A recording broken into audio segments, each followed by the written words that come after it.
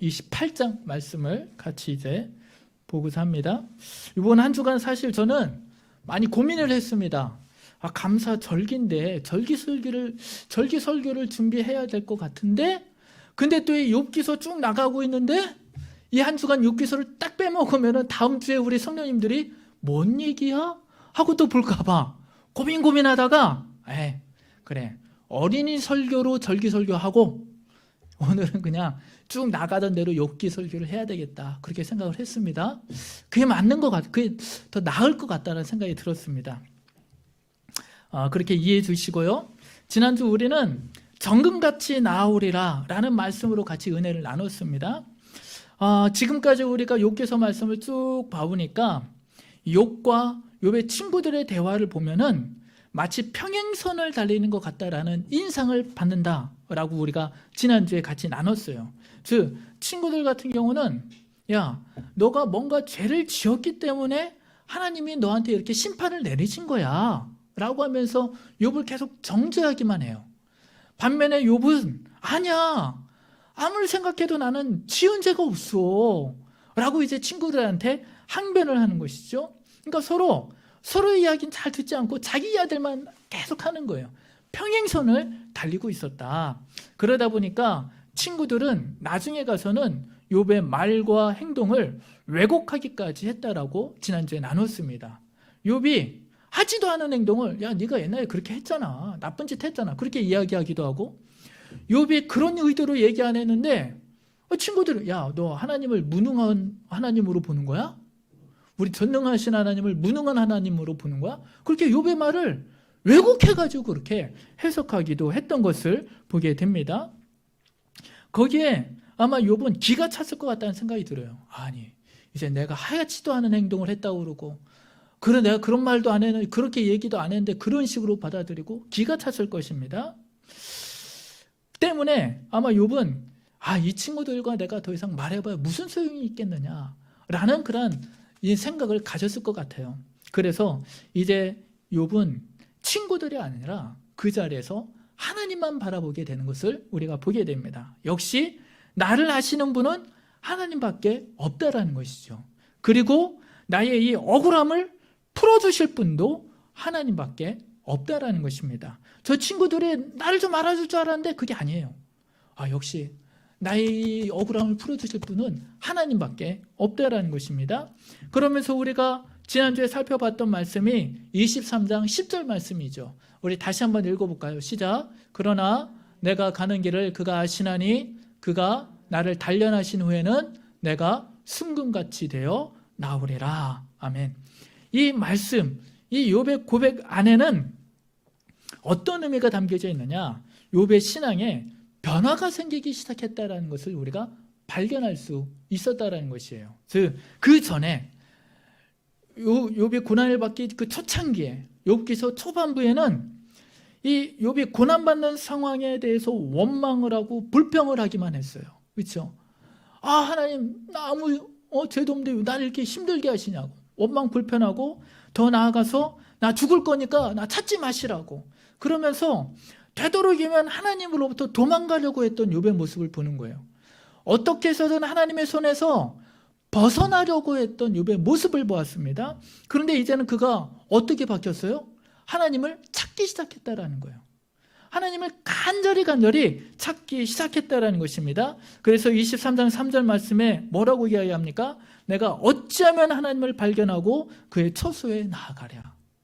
하나님을 간절히 찾는 욥의 모습을 보게 되는 거예요. 뭔가 바뀌었죠. 그전에는 하나님으로부터 도망가려고 했다면 이제는 뭐예요? 하나님을 어떻게 해서든 찾아내려고, 어떻게 해서든 하나님 앞에 나아가려고 그렇게 애쓰는 욥의 모습을 보게 됩니다. 바뀌었다라는, 변화가 되었다라는 거예요. 그러면 이 변화의 원인이 무엇이냐? 그것은 욥이 이제는 고난을, 자신에게 닥친 그 모든 고난을 하나님의 심판이 아닌 연단의 과정으로 바라보기 시작했다라는 거예요. 이건 하나님의 심판이 아니라 연단이다. 이 말은 욥의 신앙이 율법주의 신앙에서, 물질 만능주의 신앙에서 하나님만 바라보는 신앙으로 바뀌기 시작했다라는 거예요. 불순물 신앙에서 정금 같은 신앙으로 변화되어지기 시작했다라는 것입니다. 이것을 다른 말로 복의 기준이 바뀌기 시작했다라는 거예요. 복의 기준. 기존에 생각했던 복은 뭐냐? 돈 많이 벌고 재물을 많이 쌓아두고 사회에서 성공하는 게 복 받는 건 줄 알았어요. 하나님께서 나에게 복을 주셔가지고 내가 이렇게 떵떵거리며 산다고. 그게 복인 줄 알았어요.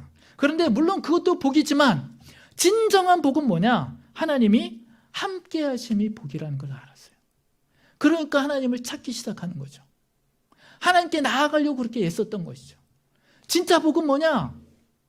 내가 태산같이 돈을 쌓아두는 것이 복이 아니라 하나님 나와 함께 주시는 게 복이라는 것이죠.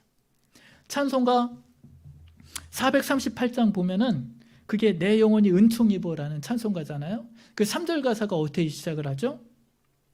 높은 산이 거친 들이 초막이나 궁궐이나 내 주의 주 모든 것이 그 어디나 하늘나라. 궁궐이 하늘나라가 될 수도 있어요. 강남 60평대 아파트에서 사는데 거기에서도 하나님을 만날 수도 있다라는 거예요. 근데 거기만 하나님 나라가 아니라 초막 안에서도 하나님의 나라를 만들 수 있다라는 거예요. 중요한 건 뭐예요? 그곳에 하나님이 계시냐 안 계시냐. 이게 중요하다라는 것입니다. 그곳이 하늘나라냐 하늘나라가 아니냐는 내가 좋은 집에 대궐 같은 집에 사는 게 아니라 하나님이 계시냐 안 계시냐에 달려있다라는 것입니다. 돈이나 성공이 복이 될 수는 있지만은 돈의 유무에 상관없이 예수님이 함께 해주시는 삶이 복된 삶이다 라는 것을 욥이 깨닫기 시작했다라는 것입니다. 결국 이 27장까지 이어지는 욥과 친구들의 대화는 욥의 말이, 욥의 주장이 정당하다라는 것으로 끝나요. 이제 우리 성도님들 같이 큐티 말씀을 나누니까 이제 성도님들도 아시겠지만은 욥의 주장이 정당한 것으로 끝나게 됩니다. 이제 27장까지 각자의 주장을 한번 정리해 보면은 이렇게 할 수 있을 것 같아요. 이제 좀 정리를 하는 겁니다. 친구들 같은 경우는 그동안 욥에 그렇게 얘기했죠. 야, 우리 하나님은 공의로우신 분이야. 또 우리 하나님은 실수가 오신 분이야. 그런데 그런 분이 너에게 이렇게 고난을 주셨다는 것은 뭐냐? 네가 뭔가 죄가 있기 때문이야 라고 이야기를 했던 거예요. 공의로우시고 실수가 없으신 분인데 그분이 너한테 고난을 주셔서 이건 뭔가 너한테 문제가 있는 거 아니야? 뭔가 죄가 있기 때문에 그렇다라는 거. 그렇게 이제 친구들은 이야기를 한 것이죠. 그런데 욥의 이야기는 뭐냐? 이제 그 전에 27장 10절 또한 21장 10절 말씀에도 나오지만 특히 성경에서 말하는 의인과 악인을 가르는 기준이 있습니다. 뭐냐? 특히 시편 10편 4절 말씀에 보면은 악인의 특징을 이야기하는데요. 우리 같이 한번 읽어볼까요? 시작. 악인은 그의 교만한 얼굴로 말하기를 여호와께서 이를 감찰하지 아니하신다 하며 그의 모든 사상에 하나님이 없다 하나이다. 악인들의, 성경이 말하는 악인들의 특징이 뭐냐면은 하나님을 거절하고 또는 하나님을 부정해요. 하나님이 없다 말하는 사람들이 악인인 거예요. 성경에서. 때문에 의인과 악인을 가르는 기준은 내가 지금 고난을 당하고 있느냐 또는 내가 영화롭게 사느냐 이게 아니라 하나님을 찾고 있느냐 아니면 하나님을 거절하고 부정하고 있느냐. 이거에 따라서 의인과 악인이 갈라진다라는 것입니다. 때문에 지금 욥은 뭐예요? 하나님을 누구보다도 간절히 찾고 있잖아요. 간절히 갈망하고 있습니다. 때문에 욥은 결론적으로 악인이 될 수가 없다라는 거예요. 그가 어떻게 사는 것과 상관없이 그는 악인이 될 수가 없다라는 것입니다. 어거스틴이라는 분이 하나님의 도성에서 이러한 이야기를 했습니다. 악한 사람은 고통 속에서 하나님을 원망하고 모독하지만 선한 사람은 고난을 통해 하나님을 찾고 하나님을 알고 끝내는 하나님을 찬양한다 라는 것입니다. 이 27장까지의 내용을 보면은 욥은 의인이라는 거예요. 왜? 그 어느 때보다도 그 누구보다도 하나님을 갈망하고 있잖아요. 그 사는 형편에 상관없이 그는 하나님을 지금은 간절히 바라보고 있습니다. 때문에 그는 의인이라는 것이 증명이 되었다라는 것입니다. 그런데 여기서 욥기서를 끝내기에는 뭔가 좀 찝찝한 감이 있습니다. 27장에서 끝내기엔. 왜냐하면은 이 욥이 의인이라고 해서 이 고난의 문제가 해결된 건 절대로 아니라는 거예요. 그렇죠? 아직까지 그 상황 그대로 있잖아요. 욥이 의인이라는 게 밝혀졌어. 증명이 되었어. 그렇다고 해서 그의 삶의 문제가 해결이 되어진 건 하나도 없다라는 것입니다. 그러면 그 다음 문제는 뭐냐? 이 고난으로부터 벗어날 수 있는 방법, 이 고난으로부터 벗어날 수 있는 길, 그것을 이제 욥은 지혜라는 단어를 썼죠. 그런 인생의 지혜는 어디에서 얻을 수 있을까라는 것입니다. 어디에서 얻을 수 있을까? 그래서 오늘 28장에서는 참된 지혜는 어디에 있는가에 대해서 우리에게 이야기를 해주고 있는 것입니다. 욥은 28장에서 그것을 노래하고 있는 거예요. 이 세상에 참된 지혜는 어디에 있느냐라는 것이죠. 28장을 간단하게 말씀을 드리면은 28장은 전반부와 후반부로 나눌 수 있습니다. 이것도 PPT 만들 거. 죄송합니다. 전반부는 1절에서 11절까지가 전반부예요. 그리고 12절에서 28절 마지막이 이제 후반부인데, 전반부의 내용은 뭐냐? 인간의 지혜에 대해서 이야기하고 있습니다. 인간이 가지고 있는 지혜. 그 내용을 보면은 광산업을 예로 이제 인간의 지혜가 놀랍다라는 것을 이 욥이 노래하고 있습니다. 그러면은 왜 하필 광산업인가? 이 주석을 보니까 이때 당시 욥이 살았던 당시 문명의 발달 수준으로 보면은 그때 당시 가장 발전한 산업이 광산업이라는 거예요. 그러니까 그때 당시 최첨단 산업을 한 예로 들면서 욥이 인간의 지혜가 이렇게 뛰어나다, 놀랍다라는 것을 이야기하는 거죠. 오늘날로 따지면은 욥이 만약에 오늘날로 살았으면 뭐 인공지능, 그렇죠? 유전공학 이런 산업을 가지고 이제 인간의 지혜가 뛰어나다라는 것을 노래했을 것입니다. 하여튼 그것을 예를 들면서 욥은 인간의 지혜가 놀랄 정도로 뛰어나다. 한마디로 모든 피조물 중에 가장 뛰어난 지혜를 가진 존재가 인간이다 라는 것을 이야기하고 있습니다. 그걸 이제 과학 용어로 호모 사피엔스라고 그러죠. 지혜의 인간, 호모 사피엔스예요. 그렇게 인간은 놀랍다라는 거예요. 경이로운 존재라는 것입니다. 인간이 가진 지혜가. 11절까지 전반부 이야기예요. 그런데 12절에 우리가 아까 읽었지만은 어떻게 시작을 합니까? 우리 12절 말씀 다시 한번 읽어볼까요? 28장 12절입니다. 시작. 그러나 지혜는 어디서 얻으며 명철이 있는 곳은 어디인고. 인간이 가진 그 수준, 지혜의 수준 이렇게 놀라운데, 근데 욥은 또 이야기해요. 그러나, 그렇죠?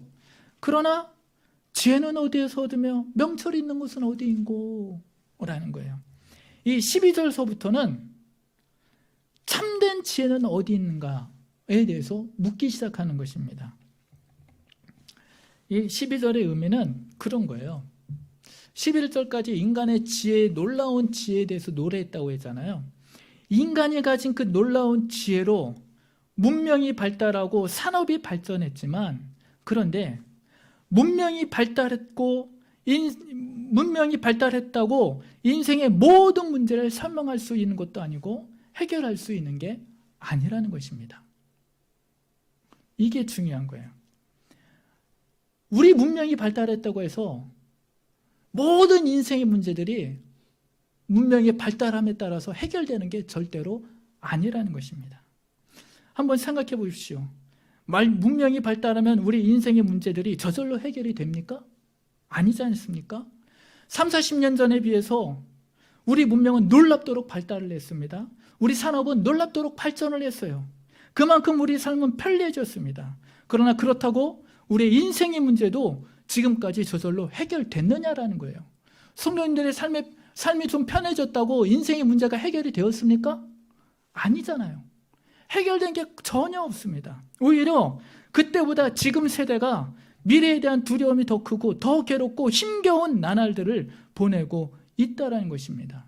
즉 문명이 발달할수록 오히려 더 많은 인생의 문제들이 발생하는 것 같다라는 거예요. 이것은 무엇을 의미하느냐? 인간의 지혜로는 삶의 근원적인 문제를 해결할 수 없다라는 것입니다.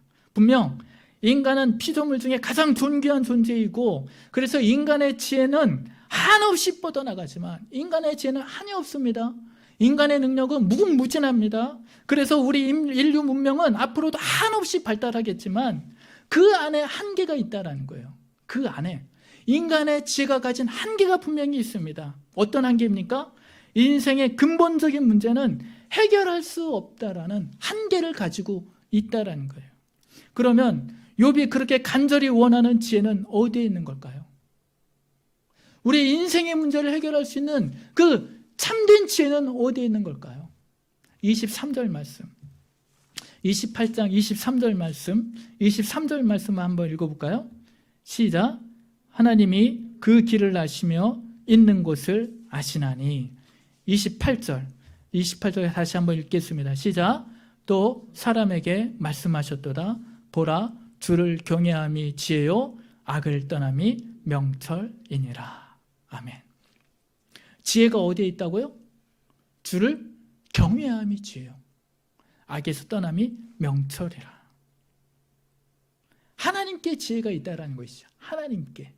그러니까 우리가 이 말씀을 통해서 이거 하나만큼은 알아야 돼요. 하나님의 지혜와 인간의 지혜는요, 질적인 차이가 있다라는 것입니다. 인간의 지혜는 문명을 발달시키고 우리 생활을 편리하게 해줄 수는 있지만은 살아가면서 겪게 되는 인생의 문제를 해결해 줄 수는 없다라는 것입니다. 그게 인간의 지혜가 가지고 있는 한계라는 거예요. 그 모든 것을 넘어서서 해결해 줄 수 있는 지혜는 오직 하나님께만 있다라는 것입니다. 여기에 인간이 가지고 있는 지혜와 하나님의 지혜에 근본적인 질적인 차이가 있다는 것을 우리들은 다시 한번 깨달아야 될 줄로 믿습니다. 지난 3주간 우리가 함께 다니엘 기도회를 참석을 했습니다. 매 시간 많은 은혜와 도전을 받았죠. 우리 같이 참석하신 성도님들 같이 은혜를 받고 같이 도전을 받았지만, 거기 보면은 간증자들로 나오신 분들의 삶을 들어보면은 정말 엄청난 인생의 고난을 겪은 사람들이 간증자들로 이렇게 올라오는 거예요. 저 같은 사람은 거기에 모두 못 갈 것 같아요. 그분들에 비하면은 내 인생은 너무 평범했습니다. 내 인생은 너무 평탄했던 것 같다라는 그런 생각도 해보게 돼요. 최소한 이스라엘에 살면서 폭탄 테러 정도는 한 번쯤 당해봐야 돼. 그래야지 그 간증자로 설 수 있을 것 같다라는 생각이 듭니다. 거기에 보니까 어떤 분은 어쩌다 보니 자기를 낳아준 친모를 포함해서 어머니가 4분인 분도 있더라고요. 예. 아빠가 얼마나 능력이 좋든지. 예. 엄마가 4분인 분도 있고요. 그리고 가정폭력으로 엄마는 어려서부터 도망가고, 때문에 어려서부터 친척집에서 눈칫밥 먹으며 온갖 박해를 받으며 살아왔던 분도 있었고요. 또 어떤 분은 가장 믿었던 친척에게 사기를 당해가지고 하루아침에 빚쟁이로 나앉은 사람들도 있었습니다. 그리고 아까 우리 김희아 집사님처럼 태어났을 때부터 얼굴에 손바닥만한 점 때문에 어려서부터 조롱과 놀림을 받으며 살아야 했고, 얼굴을 자르는 수술로 괴로운 인생을 살아야 했던 분들도 간증자로 섰던 것을 보게 됩니다. 다니엘 기도 3주간 다니엘 기도회를 참석하면서 참 우리가 사는 인생에는 다양한 인생의 고난이 있고 다양한 인생의 문제를 안고 살아가고 있구나 라는 것을 다시 한번 보게 됩니다. 근데 한번 생각해 보십시오. 우리 성도님들이 겪고 있는 이 문제도 마찬가지지만 이런 다양한 우리 인생의 문제가 앞으로 4차 혁명을 맞이하고 AI 시대가 도래하고 그 안에서 우리나라가 선진국에 들어간다고 해서 해결이 될 수 있겠느냐라는 거예요. 해결이 될까요? 아니요. 문명은 문명대로 발달하지만 그 안에 인생의 문제는 고스란히 남아있는 것입니다. 마찬가지로 우리 성도님들이 원하던 물질적 목표를 이루고 자녀들이 좋은 대학에 진학을 하고 원하던 직업을 갖는다고 해서 성도님들의 인생의 문제가 해결된다고 생각을 하십니까? 아니에요. 그 안에 인생의 문제는 그냥 문제대로 남아있는 것입니다. 그러면 이런 우리 인생의 문제들을 해결할 수 있는 참된 지혜는 어디에 있는가?